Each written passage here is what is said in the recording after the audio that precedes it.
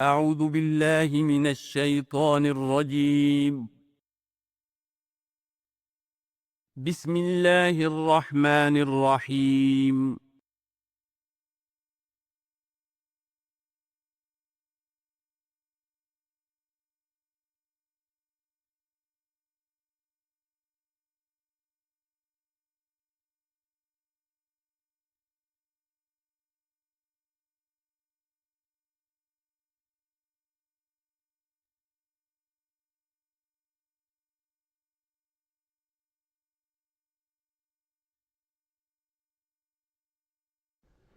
نحمده ونصلي على رسوله الكريم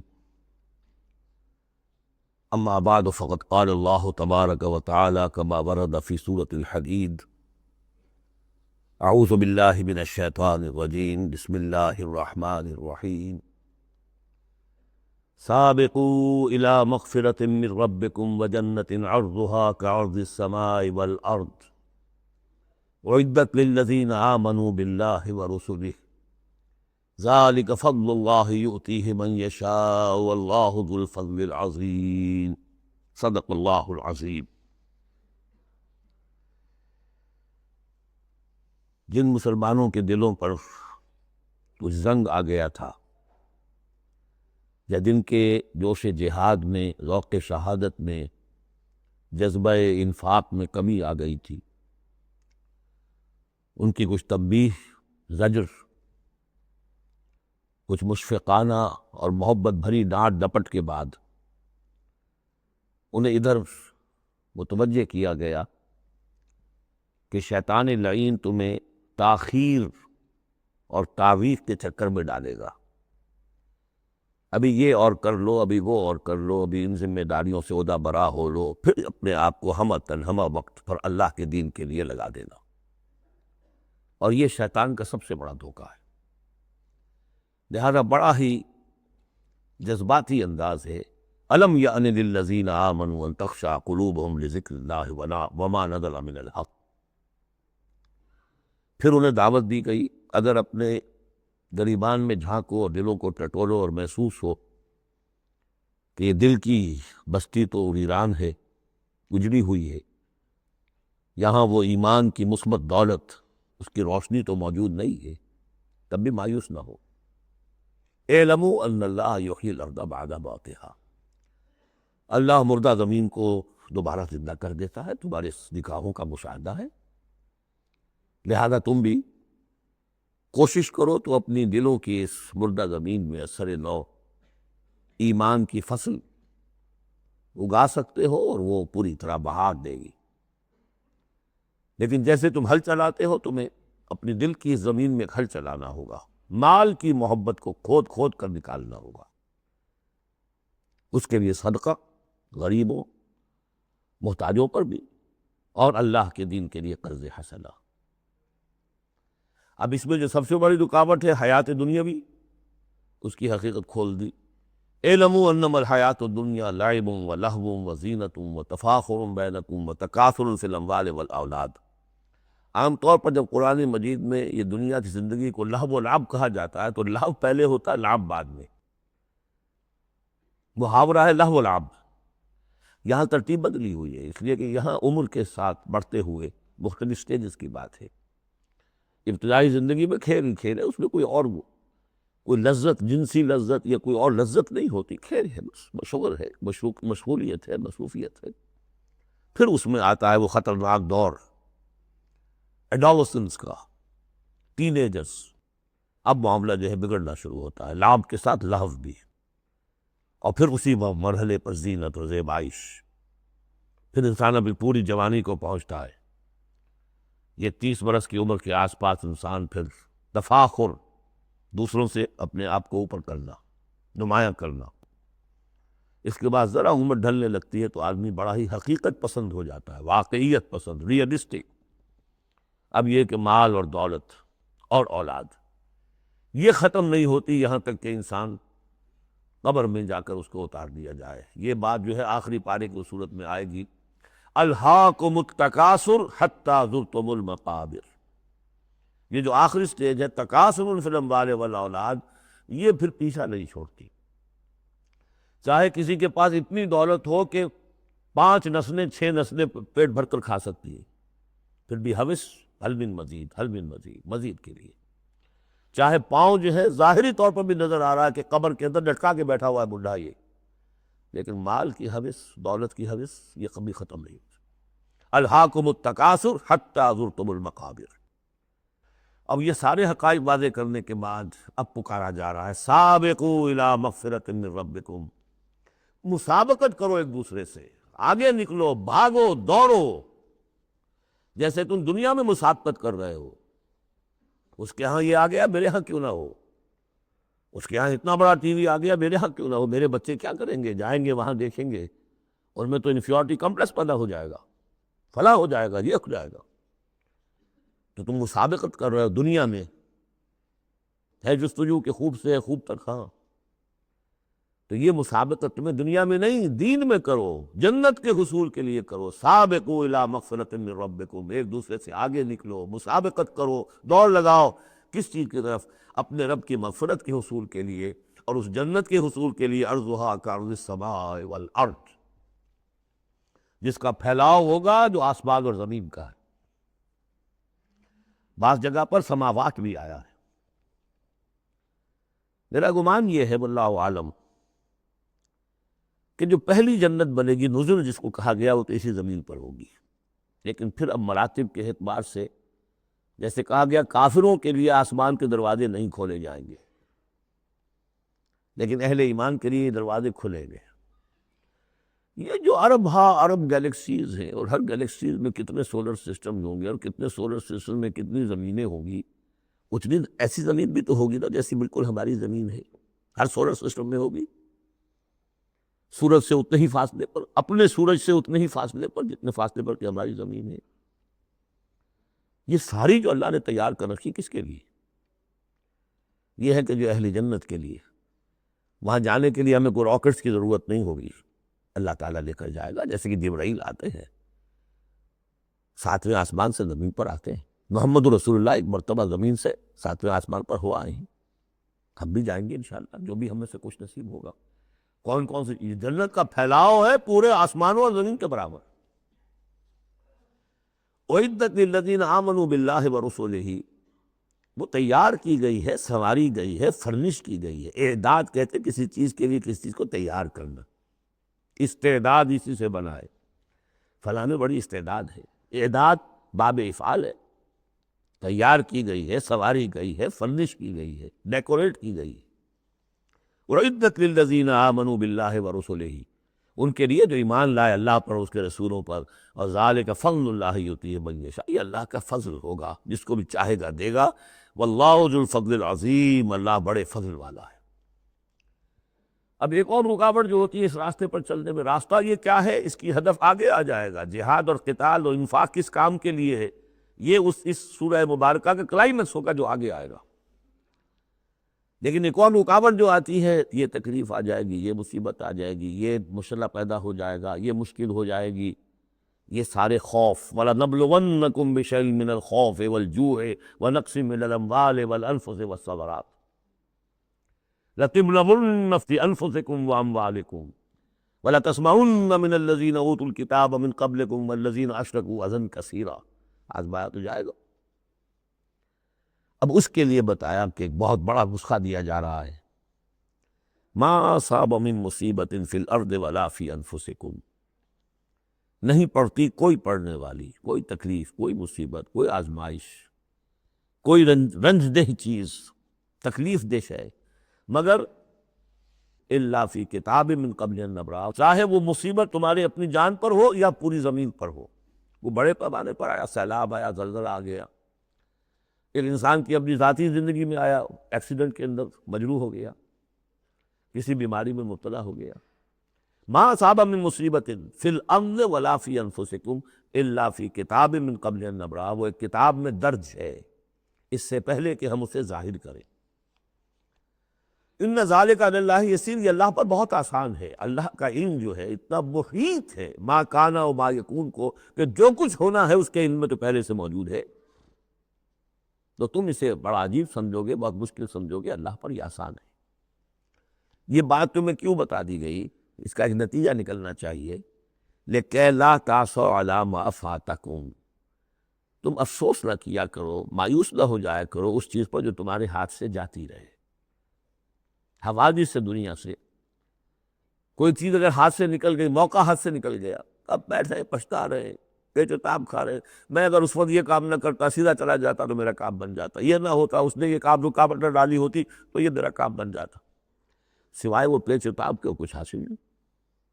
اور جسے یقین ہے یہ ہونا ہی نہیں تھا میرے لیے، اللہ تعالیٰ کی طرف سے یہ شے طے نہیں تھی، بس بات ختم ہو گئی، اور اس کے میرے ہاتھ سے نکل جانے ہی میں کوئی خیر ہے۔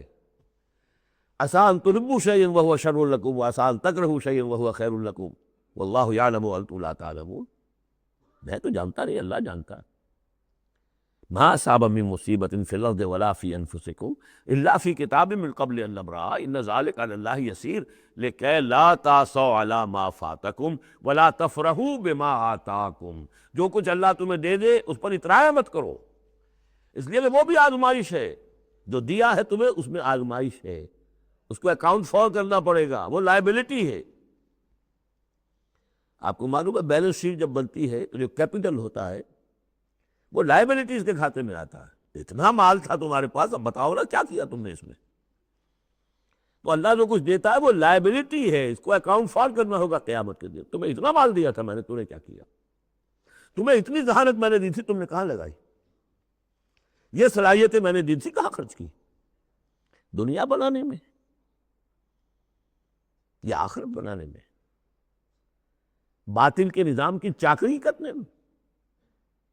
آئی ایم ایف کی سروس ہو رہی ہے، اتنے بلین روپے تنخواہ مل رہی ہے، ٹھیک ہے، چاکری کس کی ہو رہی ہے؟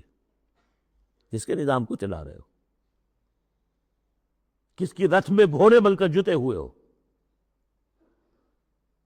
غور کرنے کی بات ہے۔ بڑا ہمیں فخر ہوتا ہے فلاں شخص ورلڈ بینک کے اتنے عہدے پر پہنچ گیا، ہمارا عزیز اور ہمارا۔ کس کی چاکری ہو رہی ہے؟ لیفٹیننٹ بن گیا انگریز کی فوج میں، انگریز کی فوج۔ لِكَيْ لَا تَعْصَوْا عَلَىٰ مَا فَاتَكُمْ وَلَا تَفْرَحُوا بِمَا آتَاكُمْ، جو کچھ تمہارے ہاتھ سے جاتا رہے، نکل جائے، اس پر افسوس نہ کیا کرو، اور جو کچھ اللہ تمہیں دے دے اس پر اترایا نہ کرو، سوچا کرو۔ بلکہ امام احمد ابن حنبل رحمۃ اللہ علیہ کا معاملہ تو یہ ہوا تھا کہ جب وہ خلق قرآن کا مسئلہ چل رہا تھا تو جس زمانے میں کہ ان پر عتاب ہو رہا تھا حکومت کی طرف سے، جیل میں تھے، مارا جاتا تھا کہ کہو کہ قرآن مخلوق ہے، اور وہ کہنے کو تیار نہیں تھے۔ کہتے ہیں ایسی ایسی ماریں پڑی ہیں کہ ہاتھی کو بھی وہ مار پڑے تو وہ بلبلا اٹھے، کبھی آنکھوں میں آنسو نہیں آئے۔ اس کے بعد حکومت بدل گئی، اب جو نیا خلیفہ ہے اس کی رائے کچھ اور ہے، وہ خلق قرآن کا مسئلہ دفن ہو چکا۔ اب جو خلیفہ ہے اس کا ایلچی آیا ہے اشرفیوں کی کچھ تھیلیاں لے کر کے، اس بادشاہ نے، خلیفہ نے آپ کے لیے بھیجی۔ اب رو پڑے امام احمد بن حنبل، اے اللہ میں اس آزمائش کے قابل نہیں ہوں۔ یہ آزمائش بڑی سخت ہے۔ خطاب دے دے کر انگریزوں نے جو غداریاں کروائیں، پھر خطاب ملتے تھے نا، آنریری مجسٹریٹ بنتے تھے، لیکن کرتے کیا تھے وہ؟ اس قوم کے اندر انگریز کی اس حکومت کو چلانے اور اس کے پاؤں مضبوط کرنے اور جمانے کی جدوجہد۔ لِكَيْ لَا تَعْصَوْا عَلَىٰ مَا فَاتَكُمْ وَلَا تَفْرَحُوا بِمَا آتَاكُمْ وَاللَّهُ لَا يُحِبُّ كُلَّ مُخْتَالٍ فَخُورٍ، اللہ کو بالکل پسند نہیں ہے اترانے والے اور فخر کرنے والے۔ الَّذِينَ يَبْخَلُونَ، اور ظاہر بات ہے کہ جو مال کے اوپر اترائے گا وہ مال کو سنبھال کر رکھے گا، اسی کی بنیاد پر تو ہے اس کی اکڑ۔ الذین یبخلون ویامرون الناس بالبخل، جو خود بھی بخل سے کام لیتے ہیں اور لوگوں کو بھی بخل کا مشورہ دیتے ہیں کہ میاں ذرا ہاتھ روک کے رکھو، کیا کر رہے ہو؟ تم نے دونوں ہاتھ کھلے چھوڑ دیے ہیں، پتہ نہیں ہے تمہارے ہاں 4 بیٹیاں بھی ہیں، ان کے ہاتھ پیلے کرنے ہیں کہ نہیں؟ کہاں تم اللہ کے لیے اور اللہ کے دین کے لیے سب کچھ خرچ کرنے کے در پہ ہو گئے ہو؟ وَمَن يَتَوَلَّ فَإِنَّ اللَّهَ هُوَ الْغَنِيُّ الْحَمِيدُ، اور جو کوئی رخ پھیر لے گا، منہ موڑ لے گا، تو اللہ تعالیٰ تو غنی ہے اور حمید ہے، اسے کسی کے احتیاج نہیں ہے، وہ ستودہ صفات ہے۔ اب آ گیا ہے کلائمیکس اس سورہ کا. یہ آج کے ہم مسلمانوں کے لیے قرآن مجید کی اہم ترین آیت ہے. دین کا کانسیپٹ ہمارا کیا ہے؟ حکومت انگریز کی وہ ہوتی رہے، ہمیں کیا نمازیں پڑھنی، روزے رکھنے. بہت بڑے عالم نے انگریز کے دور میں کہا تھا ہمیں کوئی ایسا کام نہیں کرنا چاہیے جس سے انگریزوں کو، ہمارے حاکموں کو تشویش ہو، اس لیے کہ انہوں نے ہمیں مذہبی آزادی دی ہوئی ہے. ہمیں وہ روکتے ہی نہیں، نمازیں پڑھو، داڑیاں رکھو، روزے رکھو، حج کرو، انگریز روکتا نہیں. جس پر پھر علامہ اقبال نے پھپتی چست کی تھی کہ ملا کو جو ہے ہند میں سجدے کی اجازت، ناداں یہ سمجھتا ہے کہ اسلام ہے آزاد. اسلام کہاں آزاد ہے؟ کیا قرآن کا قانون نافذ ہے؟ وہاں تو قانون فوجداری ہند ہے، ضابطۂ دیوانی ہند، ضابطۂ دیوانی ہے، ضابطۂ فوجداری کس کا؟ انگریز کا. کس کا قانون؟ اصل میں دین کا جو تصور تھا وہ ہمارا بگڑتا بگڑتا، تنگ ہوتا ہوتا، سکڑتا سکڑتا، پرورٹ ہوتا ہوا یہاں تک آ گیا ہے کہ چند ریچولز ہیں، چند رسومات ہیں، بس وہ دین ہے. باقی جو ہو سو ہو. یہاں ذرا اس آیت کو آپ دیکھیے. ایک تو یہ کہ اس اعتبار سے اہم ترین ہے کہ ہمارے اس تصور دین کو چیلنج کرنے والی، جھنجھوڑنے والی. دوسرا یہ کہ واقعہ یہ ہے کہ میں سمجھتا ہوں کہ پوری انسانی تاریخ میں ایسی اڑیاں انقلابی عبارت کہیں آپ کو نہ مل سکے جو اس ایک آیت میں ہے. اور ڈنکے کی چوٹ دھڑلے کے ساتھ، not chewing the words. کھل کر بات کی. غور کیجئے کہ ہر سمجھیے. لقد ارسلنا رسلنا بالبینات، ہم نے بھیجا اپنے رسولوں کو واضح نشانیوں کے ساتھ. وانزلنا معہم الکتاب والمیزان، اور ہم نے ان کے ساتھ کتاب اتاری، میزان اتاری. یہ سب کچھ کس لیے کیا؟ لیقوم الناس بالقسط، تاکہ لوگ عدل پر قائم ہوں. یہ قرآن اس لیے اتارا کہ اس کی قرآن خوانی کی مجلسیں ہو جائیں، یا قرات کی محفلیں ہو جائیں، یا خطاطی کی نمائشیں ہو جائیں. اللہ اللہ خیر سر. 40 من کا قرآن ہم نے لکھ لیا ہے سونے کے تاروں سے، بڑے بہت تیر مارا ہے. قرآن اس لیے نازل ہوا تھا، نظام کسی اور کا، قانون پہ راضی اوروں کے. مولانا ماہر القادری صاحب کا جو شعر تھا، یہ مجھ سے عقیدت کے دعوے، قانون پہ راضی اوروں کے، یوں بھی مجھے رسوا کرتے ہیں ویسے بھی رلایا جاتا ہوں. تو قرآن اس لیے تو نہیں ہے. قرآن تو آیا جو نظام لے کر آیا اسے قائم کرو، جو میزان لے کر آیا اسے نظم کرو، جو شریعت لے کر آیا اسے نافذ کرو.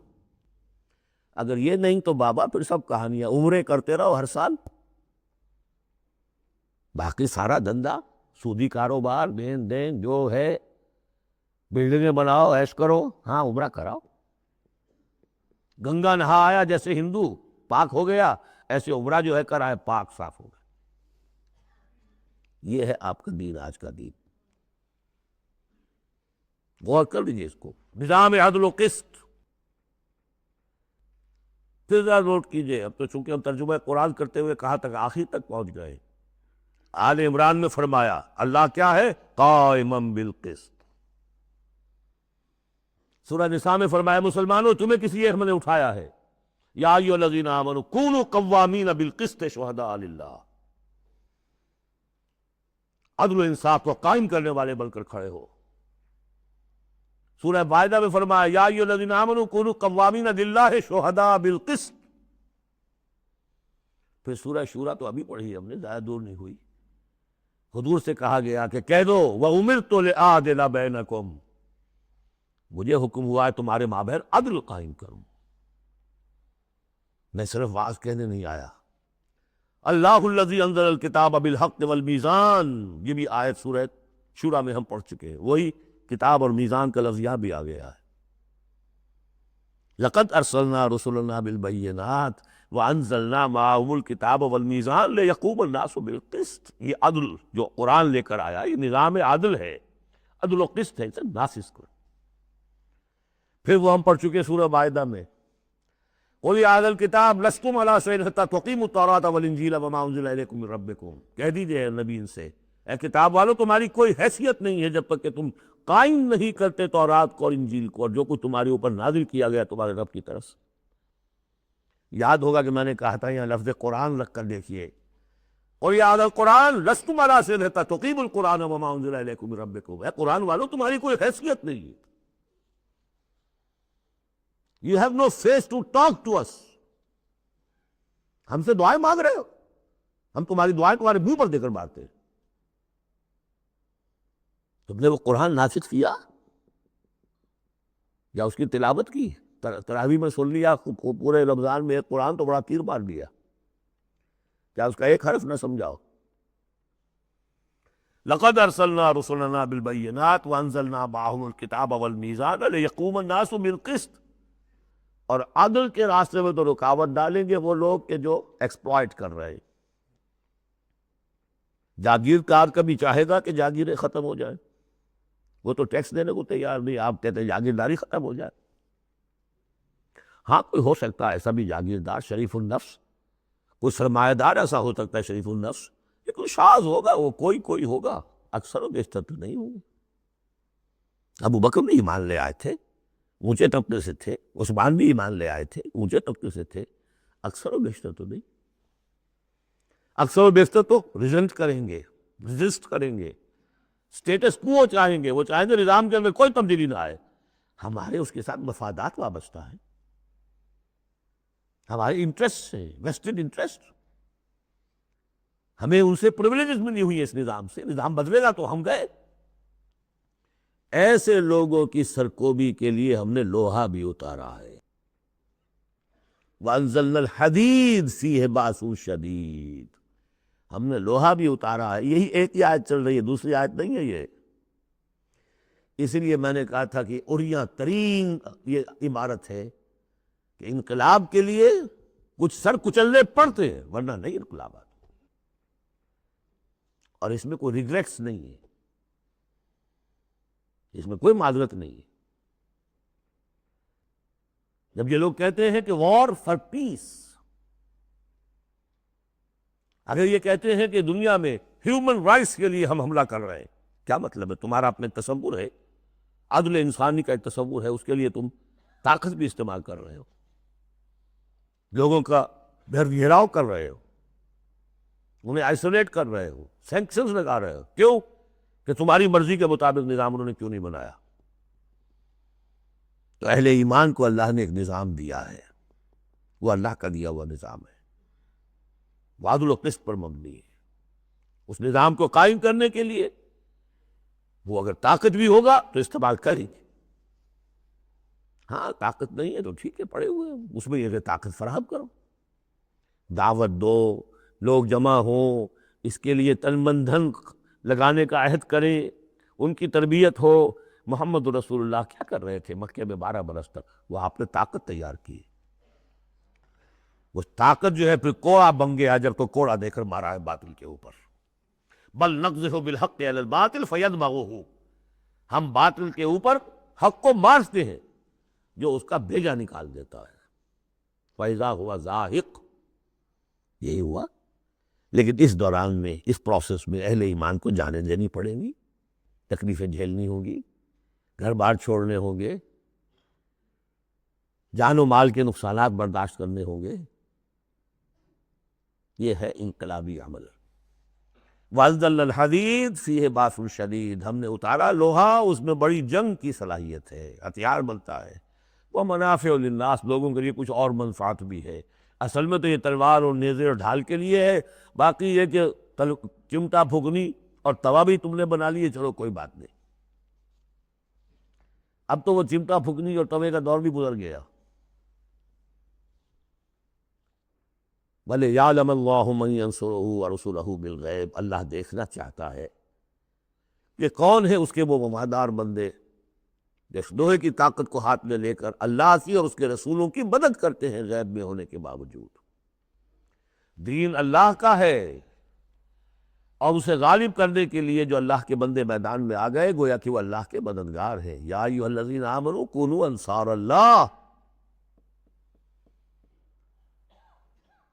اگرچہ دین نافذ کرنا، قائم کرنا فرض منصبی محمد رسول اللہ کا ہے۔ هو الذی ارسل رسولہ بالہدی ودین الحق لیظہرہ علی الدین کلہ، جو ان کے انصار بن گئے، مددگار بن گئے، وہ اللہ کے مددگار، رسول کے مددگار۔ یہ مضمون جب آئے گا ابھی نکھر کر، اور اس ایک آیت کی شرح سمجھ لیجئے کہ جو سورہ صف میں آئے گی، اس لیے کہ یہ جو آیا ہے وہ یہ جمع کا صیغہ ہے۔ لقد ارسلنا رسلنا بالبینات، رسولوں کو بھیجا، اور تین چیزیں دے کر بھیجا، بینات، کتاب اور میزان۔ لقد ارسلنا رسلنا بالبینات ایک، وانزلنا معهم الکتاب نمبر 2، والمیزان نمبر 3، تاکہ عدل پر قائم ہو۔ حضور کے بارے میں اب آیت آئی، هو الذی ارسل رسولہ بالہدی ودین الحق، دو چیزیں دے کر بھیجا، تیسری نہیں۔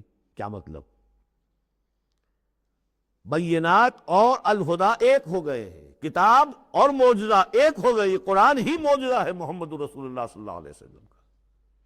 ریڈیوس ہو کر تین چیزیں محمد کے معاملے میں صلی اللہ علیہ وسلم دو رہ گئی ہے۔ الہدیٰ، اسی میں قانون ہے، کتاب ہے، اور یہی معجزہ ہے، محمد رسول اللہ کا معجزہ یہ ہے۔ ہاں، میزان مکمل ہو کر دین حق کی شکل اختیار کر چکی ہے، میزان عدل و قسط، اب دین حق۔ هو الذی ارسل رسولہ بالہدی ودین الحق لیظہرہ علی الدین کلہ ولو کرہ المشرکون۔ یہ سورہ صف کی مرکزی آیت ہے جو آگے آ جائے گی۔ لقد ارسلنا رسلنا بالبینات وانزلنا معهم الکتاب والمیزان لیقوم الناس بالقسط وانزلنا الحدید فیہ بأس شدید ومنافع للناس ولیعلم اللہ من ینصرہ ورسلہ بالغیب ان اللہ قوی عزیز۔ یہ سورہ مبارکہ جو ہے ایک اعتبار سے مضمون تدریجاً ترقی کرتا ہوا کلائمیکس پر پہنچ گیا ہے، آیت نمبر 25 پر جو ہم نے پڑھ لی۔ اب ایک سمجھیے ضمیمہ ہے اس میں۔ کبھی میں پہلے اینٹی کلائمیکس کا لفظ استعمال کرتا رہا، وہ مناسب نہیں ہے، ضمیمہ ہے۔ ضمیمہ کیا ہے؟ شیطان نے ایک اور چال چلی۔ جن لوگوں کے دلوں میں اللہ کی، رسول کی محبت بہت ہو گئی، آخرت کی طلب بھی ہو گئی، اور حقیقی ایمان اور صحیح جذبات، اس کا رخ موڑ دیا رہبانیت کی طرف۔ جاؤ خوب نفلیں پڑھو، خوب تپسیاں کرو، خوب عبادتیں کرو، دنیا کو چھوڑو، تاکہ دنیا میں ننگا ناچ ناچوں، اور جو اللہ کے ماننے والے ہیں وہ جا کر گپھاؤں میں اور پہاڑوں کی چوٹیوں پر اور غاروں میں جا کر تپسیاں کریں۔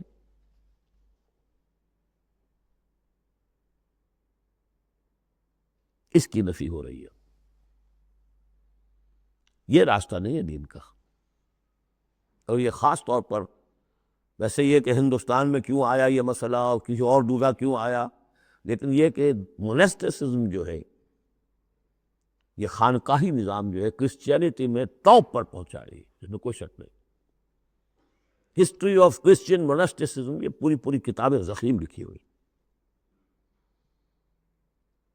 اس کی ایک مثال دے رہے ہیں کہ یہ غلطی ہوئی ہے۔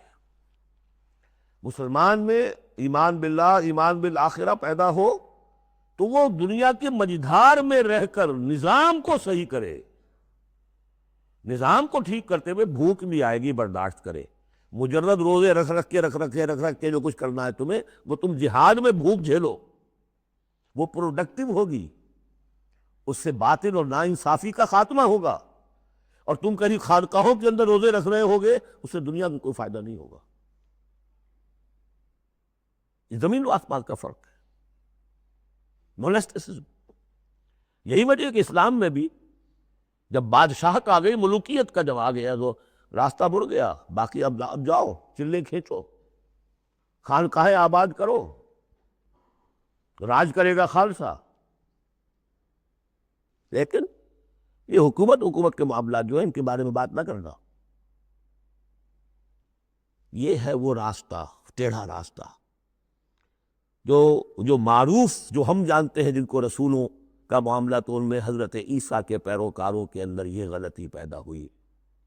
اب اس کی مثال دی جا رہی ہے کہ مسلمانوں، دنیا سے بے رغبتی، دنیا کو چھوڑ کر آخرت کو اختیار کرنا، یہ تو ہے دین کا جوہر، لیکن اس کا یہ مطلب نہیں کہ ترک دنیا ہو جائے، رہبانیت ہو جائے، تم تمدن کو، تہذیب کو چھوڑ کر تم کہیں جنگلوں میں نکل جاؤ، بن باس لے لو، تم وہاں پر جا کر جو ہے وہ خانقاہیں بنا لو، یہ نہیں۔ دنیا کی مجدھار میں رہو اور جہاد فی سبیل اللہ کے ذریعے سے حق کا بول بالا کرو، ناانصافی کا خاتمہ کرو، عدل کو قائم کرو، جس کا جو حق ہے اس کو ملنا چاہیے، جیسا کہ حضرت ابوبکر نے فرمایا تھا جو پہلی بیعت ہوئی ہے، بیعت خلافت، کہ لوگوں تم میں سے جو ضعیف ہے وہ میرے نزدیک قوی ہوگا جب تک کہ اسے اس کا حق دلوا نہ دوں، اور جو قوی ہے وہ میرے نزدیک کمزور ہوگا، ضعیف ہوگا جب تک کہ اس سے حق وصول نہ کروں۔ یہی بات کہی تھی حضرت سعد بن ابی وقاص نے رضی اللہ تعالی عنہ ایرانیوں سے، جب انہوں نے کہا آپ لوگ کیوں ہم پر چڑھائیں؟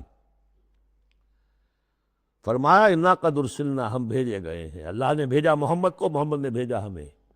مشن کیا ہے؟ لنخرج الناس من ظلمات الجہالت الی نور الایمان، کہ لوگوں کو نکالیں ہم جہالت اور جاہلیت کی تاریکیوں سے ایمان کی روشنی کی طرف۔ وَمِن جَوْرِ الْمُلُوكِ إِلَىٰ عَدْلِ الْإِسْلَام، بادشاہوں کے ظلم و ستم کے پنجوں سے نجات دلا کر اسلام کے عادلانہ نظام سے روشناس کرے، یہ ہمارا مشن ہے۔ لہذا دیکھیے اس بات کو واضح کرنے کے لیے تمہید شروع ہوئی، وَلَقَدْ أَرْسَلْنَا نُوحًا وَإِبْرَاهِيمَ، ہم نے ہی بھیجا تھا نوح کو بھی اور ابراہیم کو بھی، وَجَعَلْنَا فِي ذُرِّيَّتِهِمَا النُّبُوَّةَ وَالْكِتَابَ، اور ہم نے ان دونوں کی نسل میں رکھ دی نبوت اور کتاب۔ حضرت نوح کی بات ظاہر بات ہے کہ ان کی نسل ہی چلی ہے، لہذا نبوت بھی ان کی نسل میں چلی، لیکن ان کی نسل حضرت سام کی نسل بھی ہے، حضرت حام کی نسل بھی ہے، حضرت یافس کی نسل بھی ہے، تو یقیناً حضرت نوح اور حضرت ابراہیم کے مابین تو انبیاء اور رسل تینوں نسلوں میں آئے، حام کی نسل میں بھی، یافس کی نسل میں بھی، سام کی نسل میں بھی۔ قرآن مجید میں صرف سامی رسولوں کا تذکرہ ہے، البتہ ابراہیم کے بعد پھر جو آئے ہیں وہ حضرت ابراہیم کی نسل میں آئے ہیں، اور حضرت ابراہیم چونکہ اب سے تقریباً 5000 برس قبل کے ہیں، اور ان کی اولاد کہاں کہاں تک گئی ہے یہ بالکل اپنی جگہ پر ایک تحقیق کا موضوع ہے، لیکن نبی ان کے بعد آئے ہیں ان کی نسل میں۔ وَلَقَدْ أَرْسَلْنَا نُوحًا وَإِبْرَاهِيمَ وَجَعَلْنَا فِي ذُرِّيَّتِهِمَا النُّبُوَّةَ وَالْكِتَابَ فَمِنْهُمْ مُهْتَدٍ وَكَثِيرٌ مِّنْهُمْ فَاسِقُونَ، اب ان کی نسل کے اندر بہت سے ہیں ہدایت یافتہ بھی ہیں، لیکن بہت سے کثیر جو ہے وہ فاسق ہیں۔ یہ تمہید ہے کس بات کے لیے؟ ثُمَّ قَفَّيْنَا عَلَىٰ آثَارِهِمْ بِرُسُلِنَا وَقَفَّيْنَا بِعِیسَىٰ ابْنِ مَرْیَم، پھر ہم نے بھیجے ان کے پیچھے ان کے نقش قدم پر، آثارہم برسلنا، اپنے بہت سے رسول، وقفینا بعیسیٰ ابن مریم، اور پھر ہم نے بھیجا عیسیٰ ابن مریم کو۔ عیسیٰ ابن مریم کے تذکرے کے لیے یہ ساری تمہید ہے۔ وآتیناہ الانجیل، اور اسے ہم نے انجیل عطا فرمائی حضرت عیسیٰ ابن مریم کو۔ وجعلنا فی قلوب الذین اتبعوہ رأفۃ ورحمہ، اور ہم نے رکھ دیا، پیدا کر دیا ان لوگوں کے دل میں جنہوں نے اس کی پیروی کی، بڑی نرمی اور رحمت، رافت اور رحمت۔ رافت کہتے ہیں اس کو کہ کسی کو تکلیف میں دیکھ کر آپ تڑک اٹھیں، یہ رافت ہے، اور رحمت یہ ہے کہ آپ اب اس کے لیے، اس تکلیف کے ازالے کے لیے کوئی کوشش کریں۔ گویا کہ یہ ایک، جیسے کہ ہمارے ہاں وہ ریفلیکس ایکشن کا ایک سرکل ہے، ادھر کسی چیونٹی نے کاٹا، اس کا سارا تصور جو ہے یہاں پہنچ گیا دماغ میں، کسی چیز نے کاٹا، فوراً وہاں سے حکم آیا، اور جو مسلز ہیں ان کو حکم ہوا اور ہاتھ جو ہم نے کھینچ لیا، انسٹنٹینیسلی یہ شے ہوتی ہے۔ اسی طریقے سے کسی کو دیکھا تکلیف میں اور خنجر چلے کسی پہ، تڑپتے ہیں ہم امیر، سارے جہاں کا درد ہمارے جگر میں ہے۔ اگر یہ شکل پیدا ہو جائے تو پھر آدمی اس کے نتیجے میں پھر جو بھی کچھ کر سکتا ہے کرتا ہے اس کے لیے۔ تو رافت اور رحمت یہ گویا کہ کمپلیمنٹری ہے۔ اللہ تعالیٰ فرما رہے کہ حضرت عیسیٰ کے جاننے والوں، ماننے والوں کے دلوں میں یہ بات تو ہم نے پیدا کی ہے، خود تسلیم کر رہے ہیں۔ وَجَعَلْنَا فِي قُلُوبِ الَّذِينَ اتَّبَعُوهُ رَأْفَةً وَرَحْمَةً، اس کی وجہ کیا ہے؟ حضرت عیسیٰ خود بہت رقیق قلب تھے، بہت نیک تھے، اس درجے ان کے اندر تھی کہ ایک چور کو دیکھا اپنی آنکھوں سے کہ چوری کر رہا ہے، اسے کہا کیا کر رہا ہے؟ چوری کر رہا ہے۔ اس نے کہا نہیں میں چوری تو نہیں کر رہا۔ اچھا بھائی میری آنکھ نے غلط دیکھا۔ حضرت عیسیٰ کی اپنا مزاج، ہر ایک کا اپنا مزاج ہے، لہذا وہی مزاج ان کے جو حواریین تھا ان کے اندر پیدا ہوا ہے، رافت، رحمت، رقت قلب، شفقت۔ لیکن یہ چیز اب شیطان نے اس کو موڑ دیا رہبانیت کی طرف۔ وَرَهْبَانِيَّةً ابْتَدَعُوهَا، رہبانیت کی بدعت انہوں نے ایجاد کی۔ ایک شے تو ہم نے رکھی ان کے دل میں، رافت اور رحمت ہم نے رکھ دی۔ رافت اور رحمت تو بری شے نہیں ہے، خود حضور کے لیے لفظ سورہ توبہ کی آخری آیت میں آ چکا ہے، بالناس رؤوف الرحیم، بالمومنین رؤوف الرحیم، اہل ایمان کے حق میں آپ رؤوف بھی ہیں، رحیم بھی ہیں۔ رافت اور رحمت بری شے تو نہیں، لیکن اس کا جو رخ موڑا ہے شیطان نے، اس کو کہا بدعت۔ وَرَهْبَانِيَّةً ابْتَدَعُوهَا، رہبانیت کی بدعت انہوں نے ایجاد کر لی۔ مَا كَتَبْنَاهَا عَلَيْهِمْ، ہم نے تو وہ ان پر فرض نہیں کی تھی۔ إِلَّا ابْتِغَاءَ رِضْوَانِ اللَّهِ، ہم نے تو جو چیز فرض کی تھی وہ یہی تھی کہ اللہ کی رضا تلاش کرو۔ اللہ کی رضا تلاش کرنے میں ایک راستہ یہ ہے، نفس کشی، سیلف انیہیلیشن، تپسیاں، ریاضتیں، رہبانیت، ترک دنیا، تجرد کی زندگی، شادی بیاہ نہیں کرنی، لیکن یہ غلط راستہ تھا۔ اللہ کی رضا کا راستہ کیا ہے؟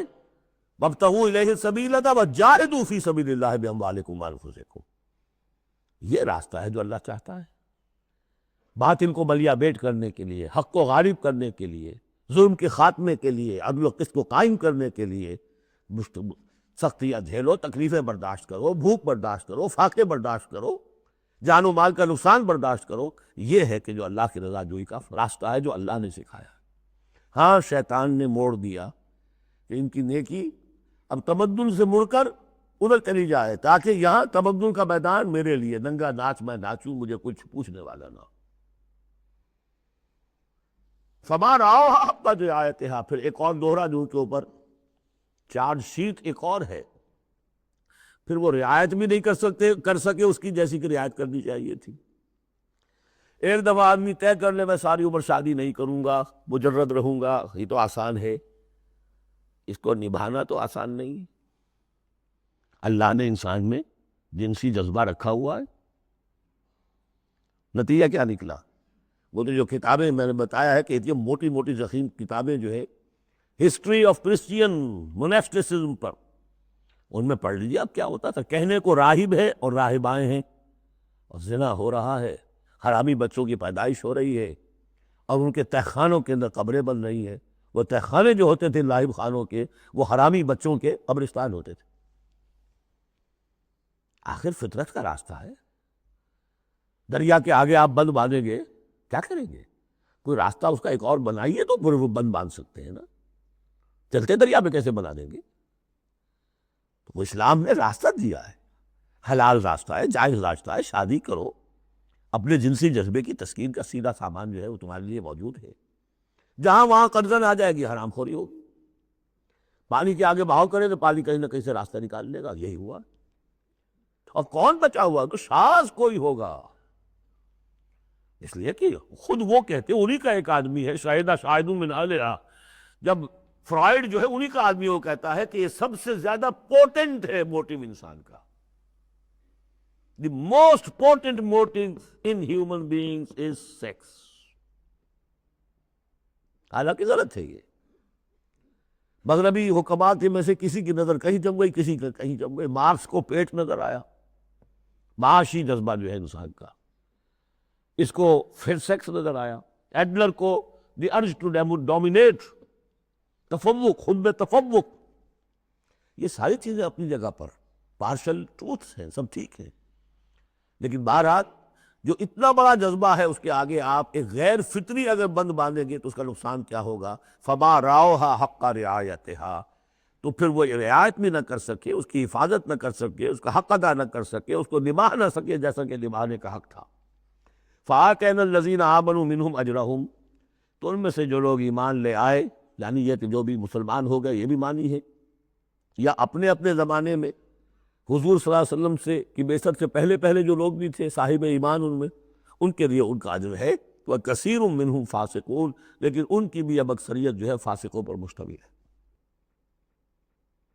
یا ایھا الذین آمنوا اتقوا اللہ وآمنوا برسولہ، اس کے دو مفہوم ہیں۔ ایک تو یا ایھا الذین آمنوا اہل ایمان، مسلمانوں سے خطاب ہے، اہل ایمان اللہ کے تقوی اختیار کرو اور اللہ کے رسول پر ایمان کو پختہ کرو۔ لقد کان لکم فی رسول اللہ اسوۃ حسنہ، ان کی زندگی میں دیکھو کیا توازن تھا، انہوں نے ترک دنیا تو نہیں کی، شادیاں کی، بھرپور زندگی گزاری ہے، ان کی اولاد بھی تھی، کتنی بیویاں تھی، ہاں اس کے باوجود پوری زندگی دی ہے دین کے غلبے کی جد و جہد پہ۔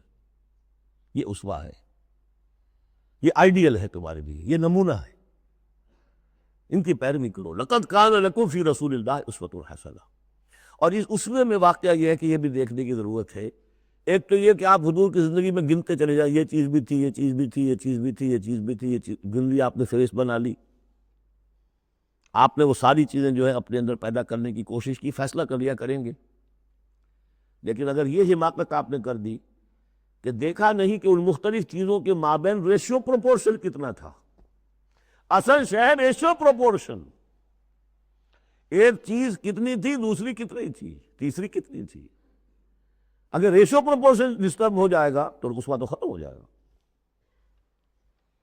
جیسے نسخے کے اندر 4 دوائیں ہیں، ایک تولہ بھر ہے، ایک ماشا بھر ہے، ایک فرض کیجیے چھٹانک بھر ہے، اور آپ نے وہ چھٹانک والے کو تولہ کر دیا، تولے کو چھٹانک کر دیا، تو نسخہ شفا کے بجائے نسخہ ہلاکت بن جائے گا۔ تو محض یہ ثابت کر دینا یہ ثابت ہے، فلاں حدیث سے ثابت ہے، یہ ایک بات ہے، صحیح ہے، لیکن یہ دیکھیے کہ حضور کا مجموعی جو طرز عمل ہے، آپ کا جو رویہ ہے، زندگی جو آپ نے گزاری ہے، اس میں ٹائم ایلوکیشن کیا تھا، اس میں ریسورسز کی ایلوکیشن کدھر تھی، اس میں اب پرائرٹیز کس کو تھی، کیا چیز جو تھی وہ پرائمری تھی، کیا سیکنڈری تھی۔ اگر یہ چیزیں بھی ملحوظ نہ رکھی گئی تو وسوا نہیں رہے گا، وہ کچھ اور بن جائے گا۔ لہذا یہاں زور جو ہے وہ آمنوا برسولہ، اور ایک بات یہ ہے کہ یہاں پر اہل کتاب کو بھی خطاب کیا جا رہا ہے کہ ان میں سے بھی جن لوگوں کے دلوں کے اندر ابھی کوئی رمق تھی ایمان کی، سابقہ ایمان کی، ان کو پکار کر کہا جا رہا ہے یا ایھا الذین آمنوا اتقوا اللہ وآمنوا برسولہ، اللہ کو تو تم مانتے ہو پہلے سے، اس کا تقوی اختیار کرو۔ اب تمہارے لیے بڑا امتحان یہ کہ اس رسول پر بھی ایمان لاؤ، اور اگر تم اس رسول پر بھی ایمان لاؤ گے یؤتکم کفلین من رحمتہ، تمہیں دوہرا دے گا اپنی رحمت میں سے حصہ۔ اہل کتاب جو ایمان لائے حضور پر، ان کے لیے دوہرا اجر ہم پڑھ چکے ہیں پہلے، یہ سورہ قصص میں آ چکا ہے۔ وَيَجْعَلْ لَكُمْ نُورًا تَمْشُونَ بِهِ، اب یہ دونوں کو کور کرے گا۔ اگر تم نے رسول پر ایمان پختہ رکھا، اسی لیے جو میں زور دیتا ہوں کہ منہج انقلاب نبوی تلاش کیجئے آپ، حضور نے کیسے انقلاب برپا کیا، محض اقامت دین کی جد و جہد کے لیے تن من دھن لگا دینا، یہ پہلا قدم ہے۔ اللہ مجھے اور آپ کو توفیق دے کہ ہم اس کا فیصلہ کریں، پھر مرحلہ آئے گا کس طریقے پر کریں۔ وہ منہج اگر انقلاب نبوی کا نہیں ہے، خلاف پیمبر کسے راہ گزید کہ ہرگز بمنزل نہ خواہد رسید، اگر پیغمبر کے راستے سے ہٹ کر کوئی راستہ اختیار کیا کبھی منزل تک نہیں پہنچو گے۔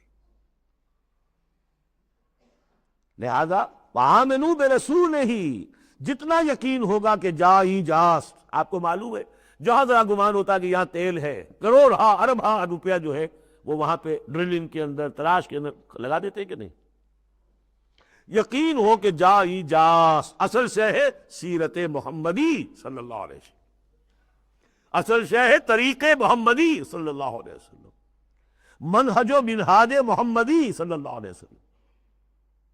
وَلِكُلٍّ جَعَلْنَا مِنْكُمْ شِرْعَةً وَمِنْہَاجًا، ہم نے تم میں سے سب کے لیے علیحدہ علیحدہ شریعتیں، علیحدہ علیحدہ منہاج بنائے ہیں۔ منہاج محمدی کیا ہے، اس کو تلاش کرو اور اس کو اختیار کرو۔ یا ایھا الذین آمنوا اتقوا اللہ وآمنوا برسولہ یؤتکم کفلین من رحمتہ ویجعل لکم نورا تمشون بہ ویغفر لکم واللہ غفور رحیم۔ اور بخش دے گا۔ پھر اس راستے پر آدمی چل پڑے، رخ سیدھا کر لے، بحیثیت مجموعی زندگی صحیح رخ پر آ گئی تو خطا تو ہو جائے گی کبھی نہ کبھی، کہیں پاؤں پھسل جاتا ہے آدمی کا، اٹھتا ہے توبہ کرتا ہے۔ انما التوبۃ علی اللہ للذین آمنوا للذین یعملون السوء بجہالۃ ثم یتوبون من قریب واللہ غفور الرحیم، اللہ جو ہے وہ غفور الرحیم ہے۔ تو میں نے جو اس آیت کا مفہوم بیان کیا آپ کے سامنے کہ اس میں خطاب کا رخ جو ہے اہل کتاب کی طرف بھی ہے، اس سے اگلی آیت جو ہے بہت کھل جاتی ہے۔ لئلا یعلم اہل الکتاب الا یقدرون علی شیء من فضل اللہ، جن کے سامنے یہ پہلو نہیں آیا اس آیت میں، انہیں یہاں کہنا پڑا کہ یہاں لئلا میں لا زائد ہے، مراد لکے لا یعلم۔ اگر تو وہ آیت صرف مسلمانوں سے خطاب کر رہی ہے تو انہوں نے ترجمہ کیا تاکہ اہل کتاب کو اچھی طرح معلوم ہو جائے کہ اب انہیں کوئی قدرت حاصل نہیں ہے اللہ کے فضل پر،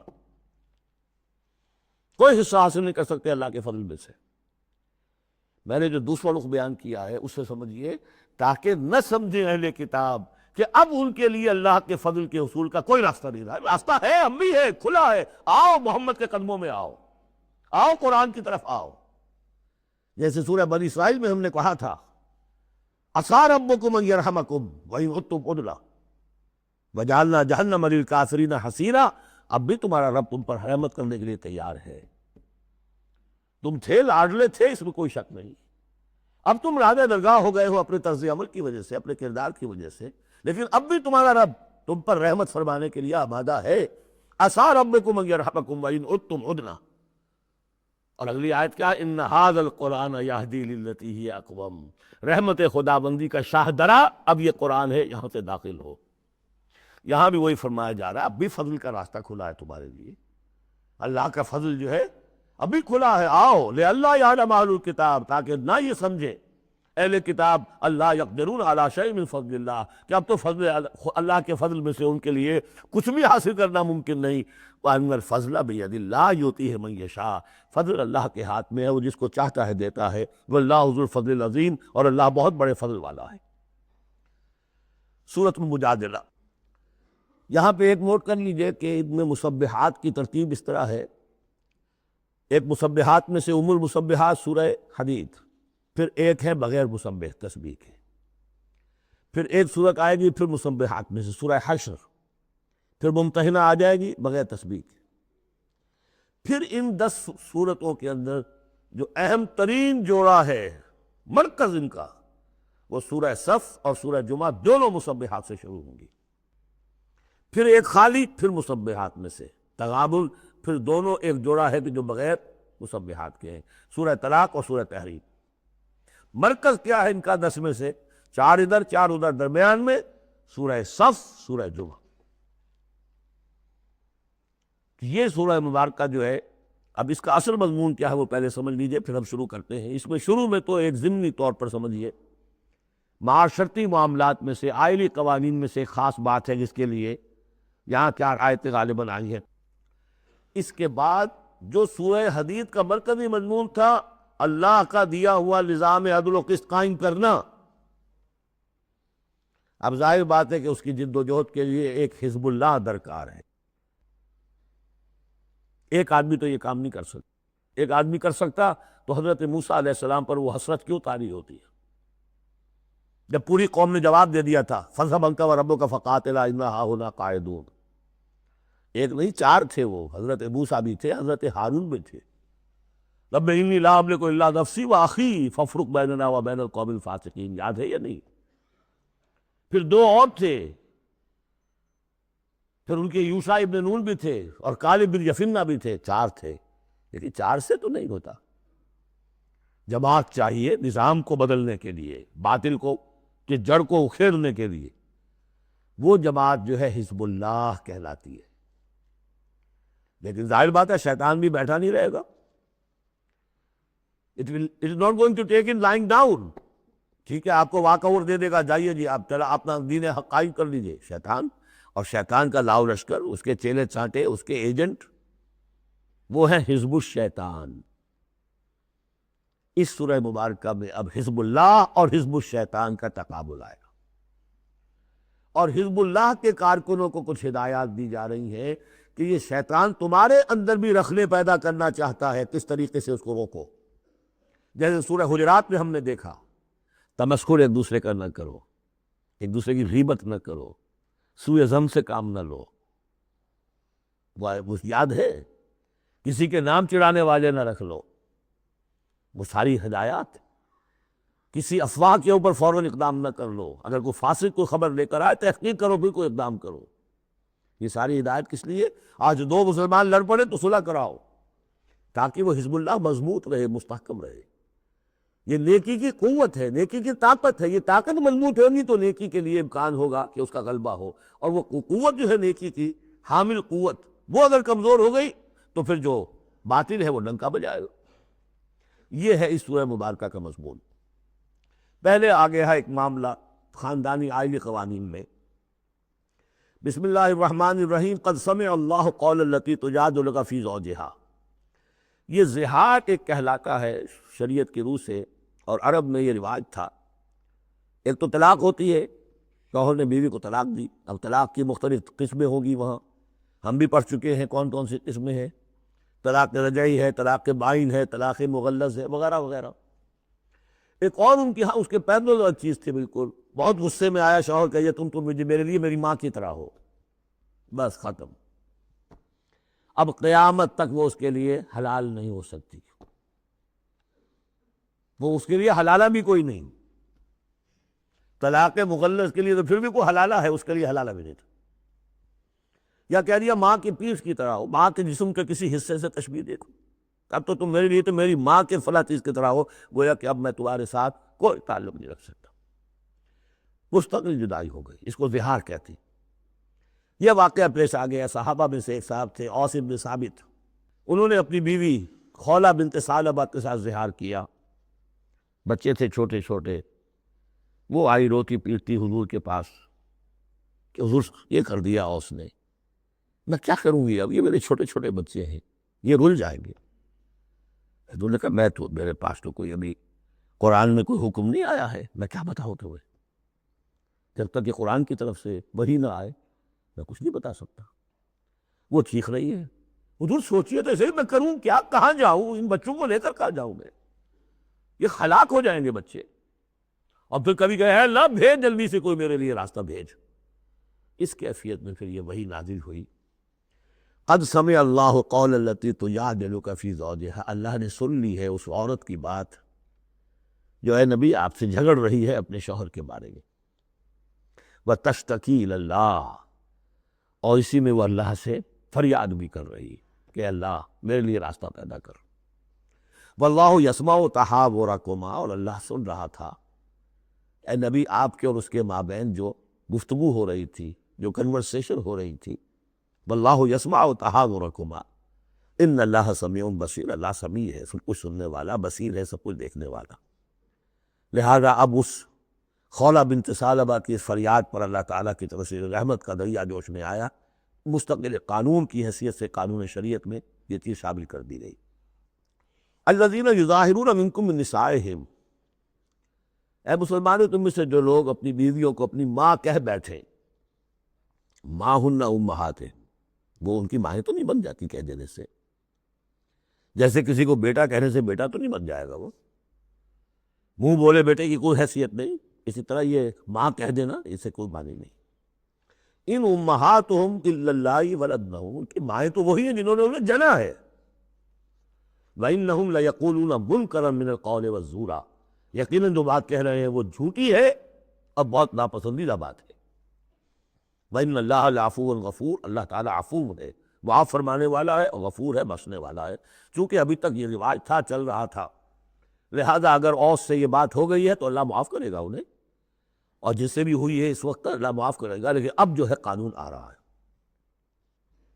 وَالَّذِينَ يُظَاهِرُونَ مِن نِّسَائِهِمْ ثُمَّ يَعُودُونَ لِمَا قَالُوا، وہ لوگ کہ جو اپنی بیویوں کو اپنی ماں سے یا اپنی ماں کے جسم کے کسی حصے سے تشبیہ دے بیٹھے، اور پھر وہ لوٹنا چاہیں، اعادہ کرنا چاہیں لما قالوا، جس بات کو انہوں نے کہا تھا اس سے واپس آنا چاہیں، فَتَحْرِيرُ رَقَبَةٍ مِّن قَبْلِ أَن يَتَمَاسَّا، تو ایک غلام کو آزاد کرنا ہوگا اس سے پہلے کہ وہ آپس میں ایک دوسرے کو مس کرے۔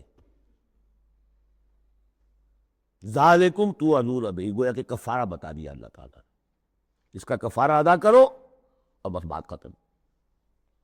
ذالکم توعدون، یہی ہے جس کا کہ تمہیں واعظ کہا جا رہا ہے، نصیحت کی جا رہی ہے، ہدایت دی جا رہی ہے۔